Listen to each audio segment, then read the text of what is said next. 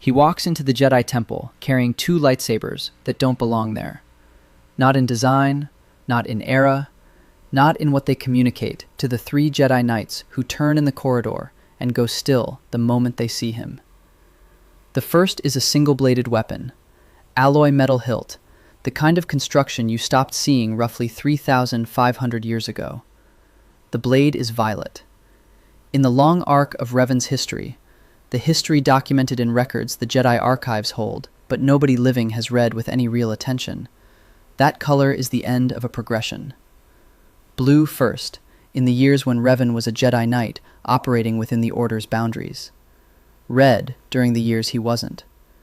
Then violet at the end, the configuration he settled on after the fall and the memory erasure and the rebuilding, when he had traversed both sides of the Force's full spectrum and come back carrying the evidence.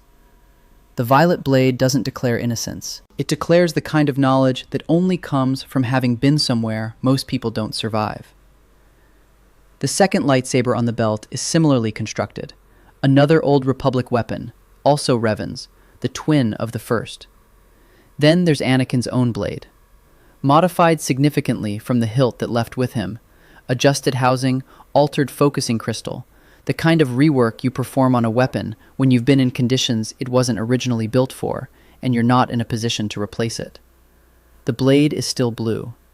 Everything done to the weapon was refinement, not replacement. And then there's the armor. The three Jedi in the corridor are wearing robes.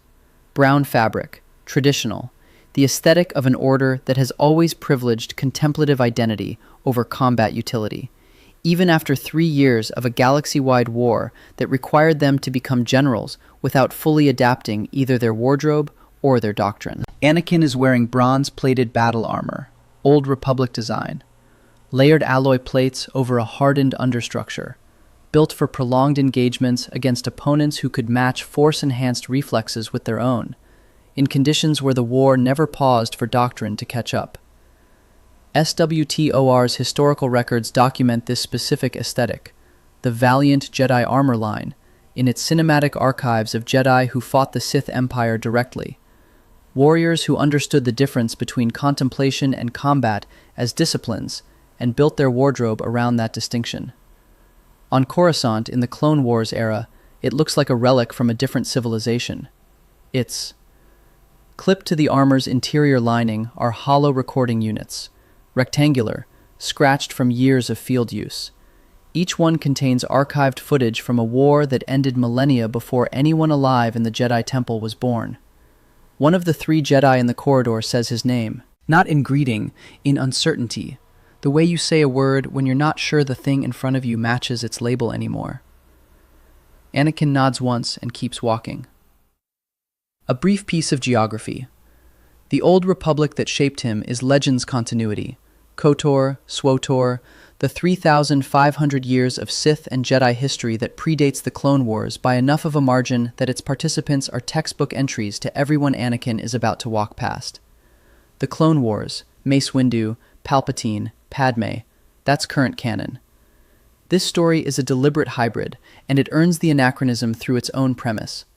Anakin went, spent years in the deep past, understood what he could interact with and what he needed to leave undisturbed, and came back with the Republic roughly intact. The butterfly effect is real, and he thought about it carefully, because careful deliberation across years of high-stakes consequence is, itself, the first evidence that something fundamental has changed. The Anakin who left the Clone Wars era never once acted carefully on something that mattered to him. The only difference is him. What that difference consists of is what the rest of this is about. To understand what he brought back, you have to understand precisely what he carried out. Anakin Skywalker's psychological architecture in the Clone Wars era ran on 3 interlocking fractures that fed each other continuously. Remove any one of them and the structure weakens. But these 3 didn't operate in sequence. They were simultaneous, synergistic, each one strengthening the others in ways that made the entire configuration almost impossible to treat while he was still embedded in it. The first was fear of loss. It started on Tatooine when he was 9 years old, standing on a platform about to become a Jedi, looking back at his mother who was staying behind as a slave. He spent a decade across the galaxy, worrying about her, from a distance the Jedi Code didn't technically forbid, but didn't know how to address either. When the premonitions came, the same dream, the same suffering, night after night, he went back. He found her in a Tusken camp, barely alive, and held her as she died. That specific experience, reaching her and still arriving too late, organized itself into the terror that became his primary operating condition for the rest of his life. Not generalized anxiety, documented knowledge that the thing he feared could happen exactly the way he feared it, because it already had, once, before he could stop it. By the Clone Wars, this fear had transferred entirely onto Padme. When Palpatine planted visions of her dying in childbirth, the same dream architecture, the same helplessness, the response wasn't grief at a future not yet certain. It was tunnel vision desperation to prevent that specific outcome at whatever cost prevention required. Palpatine had spent years identifying this as the primary lever. He'd been building toward the moment he could pull it with precision. The second fracture was the gap between how Anakin actually used his anger and how he performed relationship with it for the Jedi around him. He'd been drawing on dark side methods for years during the Clone Wars, in private, in moments when no Jedi who supervised him was present. When Ahsoka was infected after the Second Battle of Geonosis, Anakin force-choked Poggle the Lesser to extract the information needed to save her. He knew exactly what he was doing, and would have done it again. His relationship with anger was never the Jedi's relationship with it, because for Anakin, anger produced clarity. The dark side, accessed deliberately, worked. It solved problems the light side's patience couldn't solve in the time available. He had no legitimate way to say this to anyone. The code said there was no emotion, only peace, which, as a lived experience, was demonstrably false for Anakin Skywalker on any given day. So he suppressed it, performed the peace, and carried the weight of that performance on top of the weight of the original thing. The gap between authentic experience and performed identity was itself a fracture, requiring sustained dishonesty with everyone he worked alongside and with himself about what his own functionality actually cost him. The third fracture was Mace Windu and the Council specifically. Windu had opposed Anakin's initial acceptance for training. He later opposed Palpatine's politically motivated appointment of Anakin to the Council, stating plainly that Anakin's mental state wasn't suited for the rank of Master. Too immature, too emotionally driven. When Windu delivered that judgment publicly, in front of the full Council, it landed on a person who had been organizing his sense of worth around the possibility of eventual Jedi acceptance since childhood. The immediate behavioral result was humiliation, stiffening, barely controlled outrage, a flash of exactly the immaturity Windu had just cited. Windu's clinical assessment, in that moment, wasn't wrong. The underlying behavioral pattern, Anakin continually seeking to prove himself to Windu across years of service, was the profile of someone who had internalized rejection as his permanent condition and was still trying to reverse it anyway. That particular configuration doesn't produce good judgment under pressure. It produces decisions made to demonstrate worthiness to an audience that has already concluded its verdict, rather than decisions made from clarity about what the situation actually requires. These three fractures shared a common architecture Palpatine understood and the Jedi didn't. They prevented Anakin from being honest about any of them. The fear of Padme's death couldn't be spoken openly, which meant it lived in secret darkness and amplified unchecked. The dark side guilt couldn't be spoken about, which meant he managed it in performance while it grew. The Council resentment couldn't be named without appearing to prove Windu's point, which meant it fermented in the only direction available to things that can't be aired, inward. Palpatine's specific decisive advantage was that he offered Anakin the one thing the Jedi Code structurally prohibited: someone to be honest with. The Chancellor listened to things Anakin couldn't say to Obi-Wan, couldn't say to the Council, couldn't say to anyone within the Order. In an era where a patient Sith Lord's listening ear was the most accessible form of emotional truth available to Anakin Skywalker, the Republic was already in serious trouble. Revan was, in the Legends continuity, the most accurate mirror Anakin could have encountered in any era.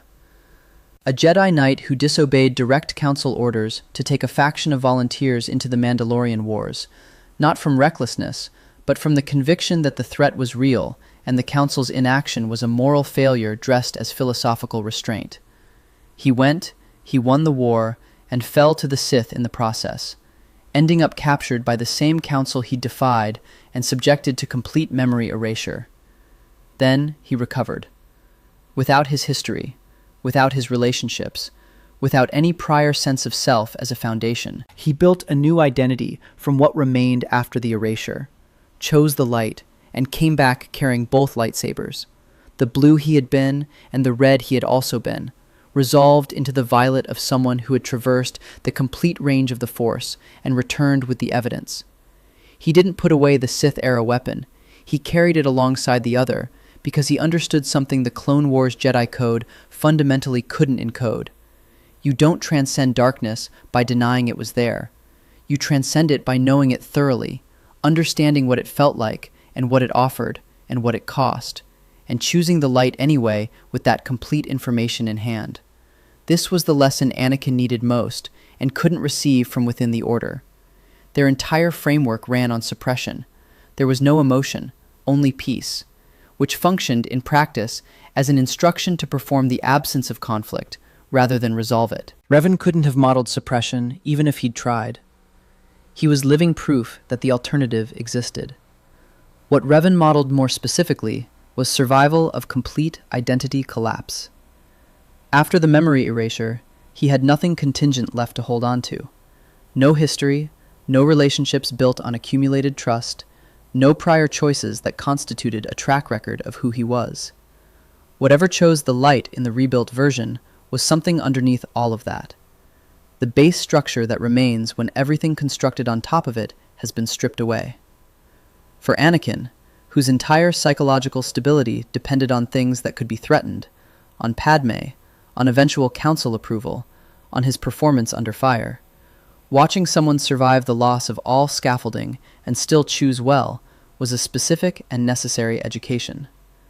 Darth Vitiate, the Sith Emperor of the Old Republic era, was educational in a completely different way. He wasn't a strategist in Palpatine's mode, not someone who worked through patience and interpersonal calibration. Vitiate consumed the life forces of entire planets through Sith ritual, extinguishing the Force presence of everything living in a single ceremony of absolute destruction. He operated without conflicted motivations, without fear of loss, without any human emotional structure that could be engaged or reasoned toward. He was what the dark side looked like when it had moved entirely past human architecture. Pure appetite, absolute domination, nothing contingent left to appeal to. What surviving something like that does is answer the question Anakin's original arc never created the conditions to answer. Who are you when everything you're afraid to lose has been removed from the equation?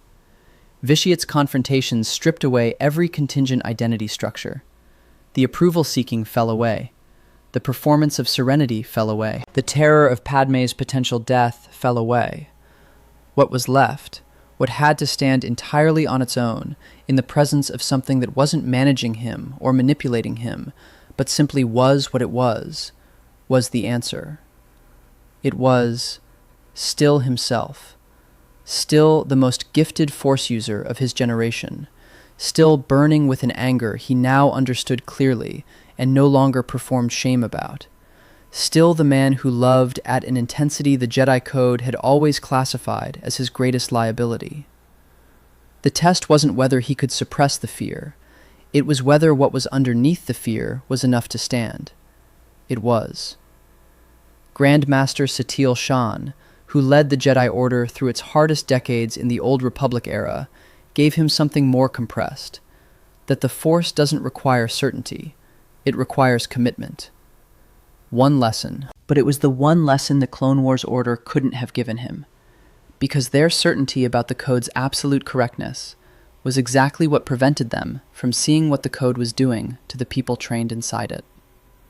The soldiers of Havoc Squad provided evidence of a different kind.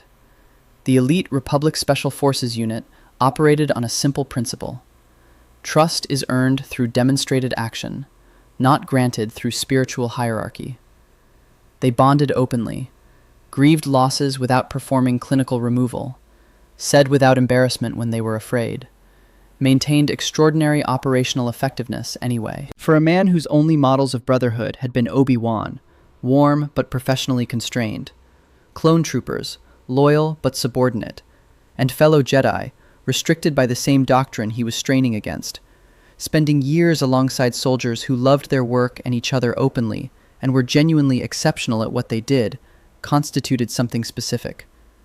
Daily, concrete evidence against the central premise of the Jedi Code's rationale, that emotional suppression produced functional clarity, and emotional openness produced compromise. Havoc Squad disproved this, in practice, every single day. By the time he comes back to the Clone Wars era, the resolution has 3 specific shapes, one for each fracture. The fear of loss. He had cared about people in the Old Republic he couldn't always save. He lost some of them. He learned, through direct experience, that no philosophical instruction could have substituted for. That grief doesn't hollow a person out the way he'd always believed it would. He came back loving Padme with everything he had, and without the panic anchored at the center of that love. Love and desperation aren't the same thing. He knew this now not as a philosophical position, but as an empirical fact, established through repeated experience. The dark side guilt. Revan, carrying a violet blade where there had been a red one, demonstrated what an honest relationship with the full spectrum of the Force looked like. You acknowledge the anger. You understand it. You don't use it as your primary instrument, and you don't maintain a performance of Jedi serenity over top of it, and you don't carry the shame of it privately as a separate weight that accumulates in the dark. That's integration, genuinely different from suppression and from addiction, and the only version that holds stable under real pressure. The Council resentment. The 3,500 years of perspective did something specific and impossible to replicate any other way. He'd seen the Jedi tradition at different points in its history, with different doctrines and different institutional relationships to emotional attachment, and different models of how Force-sensitive people could live. The Clone Wars Jedi Order was one configuration, not the only possible configuration. A set of institutional choices made under specific historical pressures, not laws transmitted directly from the Force. Mace Windu's opinion of his readiness for the rank of Master was relevant to the political hierarchy of one particular era. It had no authority over what Anakin had learned about himself from sources that predated the entire Republic. The Council Chamber occupies the top of the temple's southwest tower, ringed by tall transparisteel panels that frame the Coruscant skyline in wide segments. 12 seats arranged in a circle. The afternoon light comes in at a low angle and throws long shadows from the chairs, all of which are occupied. Anakin walks in wearing bronze plate over hardened understructure, carrying 3 lightsabers. The sound his boots make on the stone floor is different from the soft shuffle of Jedi robes, deliberate, unhurried, the footfall of someone who isn't managing his own presentation. Several masters shift their weight before they realize they're doing it. Mace Windu's face gives almost nothing away. He was trained specifically not to let it. He looks at the armor, at the unfamiliar weapons on the belt, at the hollow recording units clipped to the interior lining visible at the collar gap, and arrives at a rapid assessment the way he arrives at every assessment, systematically, at speed. Then he says what he was going to say, regardless of what Anakin showed up wearing. The Council acknowledges the return, notes the mission to the Old Republic era as operating outside sanctioned parameters. And the rank of Master. Anakin is on this council, but the rank hasn't been granted. The mental state isn't suited for the responsibilities, too emotionally driven. The chamber waits. In the original timeline, the next 8 seconds were the worst of the entire confrontation, the face going tight, the visible effort to hold back what he was actually feeling, the controlled outrage that was anything but controlled, the voice climbing several registers above where it should have been. The words themselves mattered less than the quality of the reaction, which was Windu's diagnosis proving itself out in real time, in front of 12 witnesses. This Anakin looks across the chamber floor at Windu for a moment. The expression is the arithmetic of someone calculating something simple. Then he says, with a quiet that isn't suppression and not performance, "The rank isn't what he came in to discuss. There is a more urgent matter on the table." Windu has managed Anakin Skywalker's ego for 13 years. He knows every variation of its presentation: the defensive, the competitive, the desperately seeking approval, the angry and concealing it. His strategies for each variation are well developed. He has no strategy for Anakin Skywalker not having one. The quiet humor of this moment lands without targeting anyone specifically. It lands at the structure of the dynamic, which only ever functioned because Anakin needed Windu's approval. The leverage was always conditional on that need. The man standing in Old Republic battle armor, in the afternoon light of the Coruscant skyline, has simply, definitively, run out of it. Not out of contempt, because contempt would mean Windu still registers as significant enough to resent, but out of resolution. The wound has closed. He doesn't leave it there, because deflection isn't why he came. He tells the Council that the non-attachment prohibition isn't functioning as a philosophical ideal. It's functioning as a structural vulnerability, and their greatest enemy has been deliberately exploiting it. He has seen what Jedi perform like when they're permitted to love and grieve and commit without suppression, when they have real relationships and real emotional grounding and don't have to manage their authentic experience into corners. He has also watched, in the Clone Wars record, what happens to Jedi who spend decades denied that grounding. They become systematically purchasable by anyone willing to offer basic acknowledgement, because acknowledgement is the one thing the Code has classified as contamination, and therefore the one thing they've been consistently starved of. The room is very quiet. He names Palpatine, not the full revelation, which is coming separately, but the mechanism. The Chancellor maintained, over more than a decade, a specific access to one specific Jedi that the Code's prohibition created and sustained. A listening ear, an absence of judgment, permission to say things the Order's framework had no legitimate space for. That access, offered to someone the Code had kept emotionally isolated, was the primary structural entry point for a manipulation the Council's own perceptive powers completely failed to detect. The manipulation didn't require exceptional dark side capability. It required knowing that certain people, isolated long enough from emotional honesty, can be purchased with what ordinary relationships provide for free. He names the Obi-Wan operation, the Council-sanctioned mission requiring Anakin to believe Kenobi was dead, because genuine grief needed to look convincing for the deception to hold. When the truth came out, what didn't recover wasn't just trust in Obi-Wan, eventually imperfectly rebuilt, but the operating assumption that Council decisions about Anakin could be taken at face value.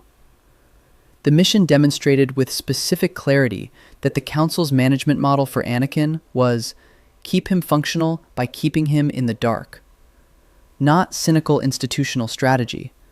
The natural consequence of an emotional suppression doctrine applied to someone whose emotional engagement with his colleagues was the most significant thing about him. He isn't angry while he says this. That, more than any specific argument, is what shifts the quality of attention in the room. 12 people trained to assess force presences have spent 13 years managing the anger. Its absence, in conjunction with the content of what he's saying, produces something different, a stillness that isn't hostile. Yoda says, and this isn't a recent observation, it's something the Council has acknowledged privately, that failure they have permitted to continue, that their sight had grown clouded. Anakin looks at Yoda for a moment, with something that isn't vindication and isn't compassion exactly, but occupies the space between them. He says that private acknowledgement isn't enough. Internal admission that never changes the structure is conscience without consequence. The doctrine is producing brittle Jedi, or secretly compromised Jedi, or Jedi who perform stability while managing active fractures underneath it. And this isn't a failure of individual practitioners. It's the predictable output of a system that has been constructing these vulnerabilities, in the same way, across multiple generations. If the Order intends to survive into the next generation with people in it who can be trusted under pressure, the conversation has to become institutional rather than personal. He isn't asking permission to have this conversation. He is informing the Council that it is happening. Then he tells them there's something they need to hear about the Supreme Chancellor, and this time, Mace Windu listens. Palpatine had been extraordinarily careful for a very long time. The manipulation he built around Anakin Skywalker, beginning with the grooming of a 9-year-old on a desert planet, refined across 13 years of patient cultivation, was among the most technically sophisticated operations in Sith history. Its architecture required identifying the exact wound configurations, keeping each one from closing, maintaining parallel trust relationships with the Jedi Council and with Anakin simultaneously, and timing the final offer to the precise moment when every other support structure had been weakened enough to collapse. The vision of Padmé's death, the promise of Sith knowledge powerful enough to prevent death, the carefully framed suggestion that the Jedi were the real threat to everything Anakin loved. All of it calibrated across years, all of it timed to a specific window of vulnerability. None of it works on the man who came back from the Old Republic. Palpatine runs the same sequence anyway, because he has no reason to believe the target has changed. His intelligence on Anakin is exhaustive. He has watched this person's psychological development with the attention of someone who built a career on reading it accurately. The manipulation he performs in his office isn't improvised. It's the product of years of observational precision, every detail calibrated to the specific person sitting across from him. What Palpatine doesn't account for is vitiate. Facing the Sith Emperor in the Old Republic wasn't like facing a skilled dark side practitioner. Vitiate wasn't skilled, he was fundamental. He didn't manipulate through interpersonal calibration and patient relationship building. He consumed. He was what the dark side looked like when it had moved entirely past human emotional architecture. No fear, no love, no ego organized around recognition or legacy, no performance of anything, just absolute appetite, operating at a scale that encompassed inhabited planets. Palpatine, by comparison, is performing. Not dishonestly, he believes entirely in what he's doing. But Anakin, sitting in the Chancellor's office, watching the careful progression of a manipulation he has now seen from the inside of something vastly more powerful, recognizes the shape of it. The vulnerability performance timed to the moment of maximum desperation. The appeal to fear of loss precisely calibrated. The framing that positions the Jedi as the threat to what Anakin values. These are legitimate tools of extraordinary sophistication. They're also tools, and the difference between a tool being wielded and the authentic thing it represents is legible to someone who has stood in the presence of the authentic thing. The fear of Padmé's death is still real. He feels the vision with the same force and the same dread. But the love underlying the fear is no longer organized around panic, and the distance between those two states is the entire distance between who he was in the original timeline and who came back from the Old Republic. Love and desperation aren't the same thing. He knows this now not as a philosophical position, but as an empirical fact established through direct experience. When the primary lever slips off, Palpatine doesn't immediately recognize what happened. He runs the secondary sequence, the Jedi's hidden agendas, their plans for power once the Separatists are defeated, the suggestion that their management of Anakin has always served their purposes rather than his. This also lands differently than anticipated. Anakin has seen enough Jedi doctrine examined from outside its own assumptions to recognize institutional failure clearly. But institutional failure isn't conspiracy. The Council's blindness is real. Their management of him was often misguided and sometimes genuinely damaging. None of that is the same as an organized agenda against him, and the resentment, having no longer been fermenting in secret, doesn't have the charge to make that transfer. He listens through the entire performance. Then he crosses the Senate district to the temple and reports what he heard. When Anakin stands in front of Mace Windu, and says that the Supreme Chancellor of the Republic is Darth Sidious, the man who occupied the same position in the original timeline. Conflicted, calculating what he loses if Palpatine dies before teaching him the secret, half hoping Windu would find some third option, isn't there. Just the information, delivered clearly, and one specific thing requested of the man he's delivering it to. Windu takes Kit Fisto, Saesee Tiin, and Agent Kolar. Anakin follows immediately. The Chancellor's office at night has the particular quality of power carefully cultivated over decades. Dark wood furniture and Coruscant city glow through broad windows, a room that performs intimacy at the center of the Republic's institutional machinery. Windu leads with the ignition of his purple blade, and Palpatine drops the performance entirely in the same movement. The patient, sorrowful Chancellor becoming something else instantaneously, the red lightsaber appearing with the speed of something that has been waiting a very long time to be drawn. Fisto, Tiin, and Kolar are down inside 30 seconds. That part is canonical and brutal, and the alternate version doesn't make it cleaner. Windu presses a disarmed Palpatine toward the wide window, the rain-blurred Coruscant skyline visible behind the glass. His blade close, Palpatine's redirected lightning still arcing across his own face. The performance begins. The exhaustion, the weakness, the barely voiced claim that he can't hold on. The eyes, filmed with pretended frailty, finding Anakin in the doorway. In the original timeline, that glance was the axis of everything. Palpatine's eyes locating the lever he'd spent years preparing. The secret to defeating death, the promise of Padmé's survival, hanging entirely on whether his own survival extended the next 60 seconds. The glance was an invitation to the transaction Anakin had been set up for since childhood. In this version, Anakin reads the glance in under a second and names what it is. He has seen what something without performance looks like. Vitiate didn't ask for anything.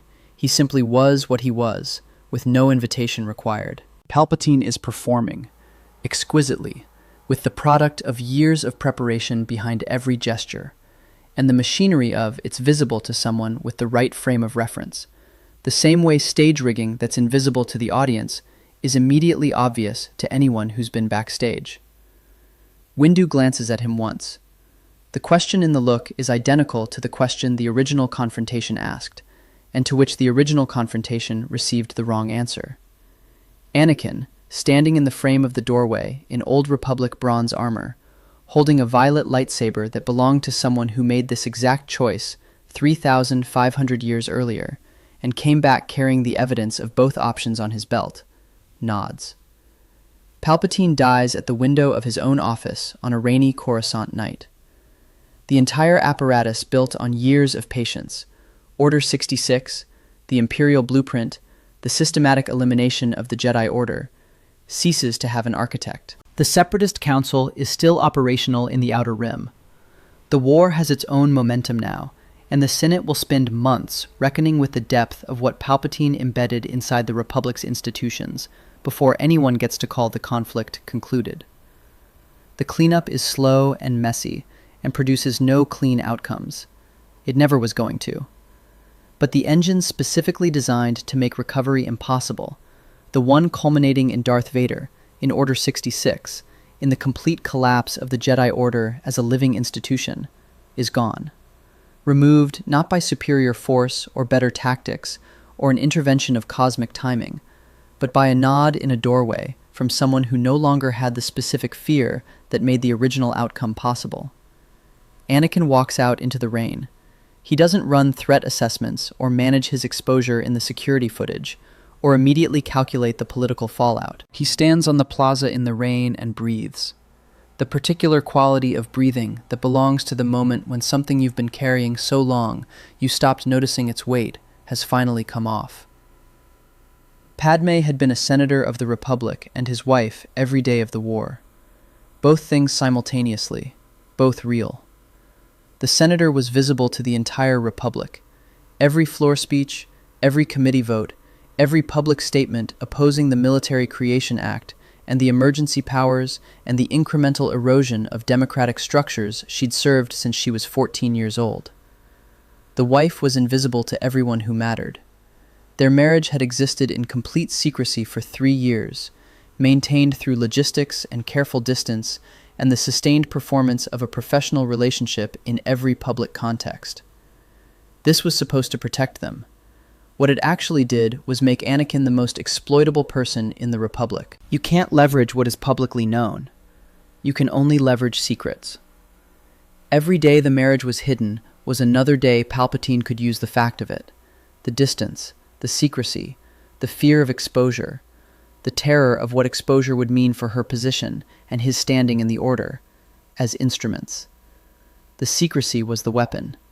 The love was never the liability. A week after Palpatine's death, Anakin stops performing the absence of what she is to him. It doesn't happen at a press event or a formal announcement. There's no prepared statement. He walks through the Senate district on a morning that is cold and clear, winter light on pale durasteel, the kind of early Coruscant morning where the city glow hasn't yet been overwhelmed by the afternoon sun, and Padme is beside him. Not ahead of him, not across the plaza at the professionally appropriate distance of a Jedi and a senator coordinating on Republic security matters. Beside him. Neither of them is pretending to be something they're not. The first person to notice is a Republic news photographer with the automatic instinct of someone who has spent years photographing power and immediately recognizes what two people's physical proximity is communicating. The image transmits to 12 news networks before they've reached the end of the plaza. The political implications scatter in every direction simultaneously. She is a sitting senator in an institution still sorting out the depth of Palpatine's infiltration and the legitimacy of laws passed under his influence. He is the Jedi Knight who followed Mace Windu into the Chancellor's office and emerged from a confrontation that is still classified at the highest levels, but that everyone in the temple understands ended one specific way. The Jedi attachment prohibition is suddenly not a theological abstraction, but a documented strategic vulnerability. The specific mechanism through which the Order's greatest enemy maintained his primary operational advantage. And the argument that attachment is a liability has, within the last week, become significantly harder to make with a straight face. The Council doesn't have a strong institutional position from which to object to what they're seeing in those images. Anakin isn't asking for the institutional position anyway.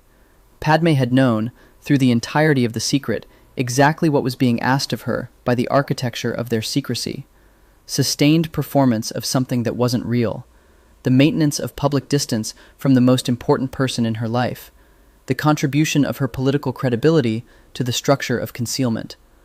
All so that his standing in an order whose doctrine had classified their relationship as contamination could be preserved. She had agreed because she loved him, because the alternative was worse, and because the Clone Wars wasn't the time to force an institutional crisis over Jedi attachment rules. The man walking beside her in Old Republic bronze plate with a violet lightsaber on his belt isn't the same man who married her on Naboo in secret with R2-D2 as the only witness. She can see this in the way he holds himself, in the quality of the stillness where the anxious scanning used to be, in the absence of the micro-expression he used to carry everywhere, the constant low-level calculation of how each room was receiving him. What she's seeing instead is the person who was always underneath the performance. The thing that remained when everything contingent had been stripped away in the Old Republic and came back here by choice. He doesn't have a prepared speech. The public appearance is the speech. Over the following weeks, the Jedi Council's conversation about attachment, already forced open by what Anakin said in the chamber, becomes institutional rather than theoretical. Yoda's private acknowledgement that the Order's vision had clouded, that its failures had accumulated to catastrophic consequence, can no longer stay private when the structure of those failures is documented in the evidence of a years-long Sith manipulation that specifically exploited the code's emotional suppression architecture. The conversation turns out to have been the opening move in a process that will take years and produce genuine reform, incomplete, contested, fiercely debated by factions within the Order, who believe the emotional prohibitions are what preserved the Jedi through epochs of darkness and can't be discarded because of one person's psychology. The reform is real, and it's slow. institutional change always is. Anakin doesn't wait for it to complete. He has a senator to walk next to, and a marriage that exists openly for the first time in 3 years, and 2 children on the way who won't be born into secrecy, and nothing left to prove to anyone whose approval he used to organize his identity around. He lives his life in peace. The phrase sounds simple and contains everything. Peace, for Anakin Skywalker, required 3 things happening simultaneously. The dismantling of the Sith machinery Palpatine spent years constructing inside a person and a government. The opening of the Jedi Order's long-deferred institutional reckoning with the vulnerabilities it was systematically building into the people it trained. And the resolution of the private war Anakin had been running against himself since Tatooine. Against the conviction that love was a liability, that everything he cared about was permanently on the verge of being taken, that the anger he felt was something to manage in shame, rather than something to understand honestly. The Old Republic didn't hand him any of this. It gave him the conditions under which these things were earnable. Revan, who traversed the complete range of the Force's spectrum and chose the light with the evidence of the dark still on his belt, showed him that darkness is educational, rather than disqualifying, if you choose correctly at the end. Vitiate showed him what was underneath every contingent structure of his identity, when everything contingent had been removed, and the answer was enough. Havoc Squad demonstrated, every day, that loyalty and emotional openness make people stronger rather than weaker. And the 3,500 years of distance gave him the one thing no Clone Wars Jedi ever had: the ability to look at his era's institutions from entirely outside their assumptions and see them clearly, for what they were, not what they claimed to be. He was never the tragedy. The era was the tragedy. The specific, documented combination of institutional emotional suppression, Sith manipulation, operating through the exact vulnerabilities that suppression created, and the systematic isolation of someone whose greatest quality was his capacity for love, inside an order that had classified that capacity as its most significant structural liability. When a grief counselor is the villain, and silence is the code, the most emotionally alive person in the room was always going to be the most exposed one. He just had to find a way out of it. The man walking through Coruscant in Old Republic armor, in the daylight, next to the woman he married, carrying a lightsaber that tells the whole story of its previous owner in a single color, found it. Subscribe for more stories like this one.